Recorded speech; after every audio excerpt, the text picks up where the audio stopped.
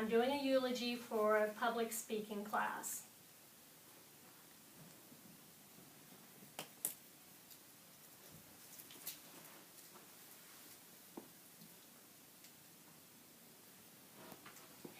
Today we celebrate the life of Angie Masden. Angie was a great friend. She possessed a wonderful sense of humor. She was a favorite daughter. And most importantly, she was a proud, loving mother.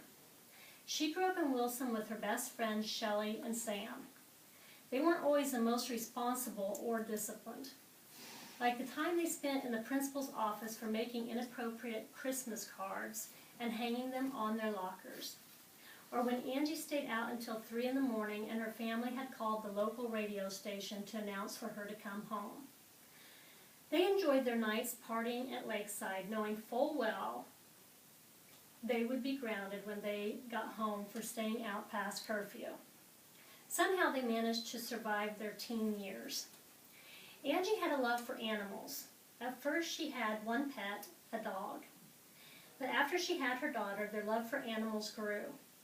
They had a menagerie of animals throughout Lily's childhood.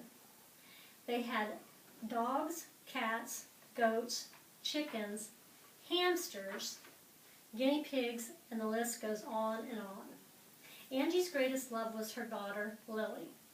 She devoted her life to raising her. She raised her with love and compassion towards others, especially to those who were less fortunate.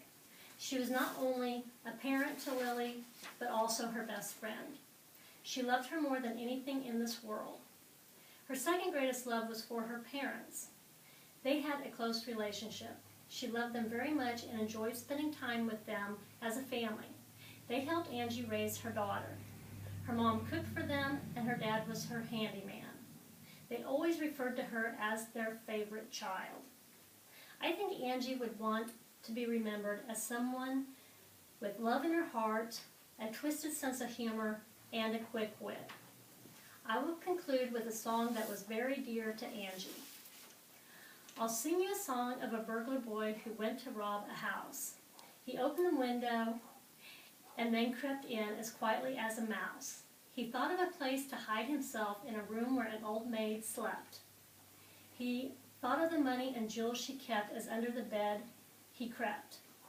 At 9 o'clock the old maid came home. "Oh, I'm so tired," she said. And thinking that all was well that night, she forgot to look under the bed.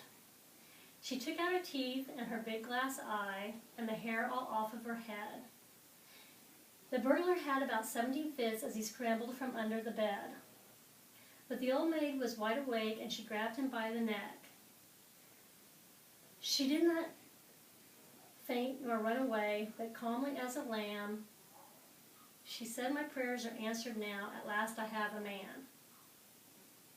She pointed a pistol in his face and very calmly said, "Now if you do not marry me, I'll blow the top off of your head."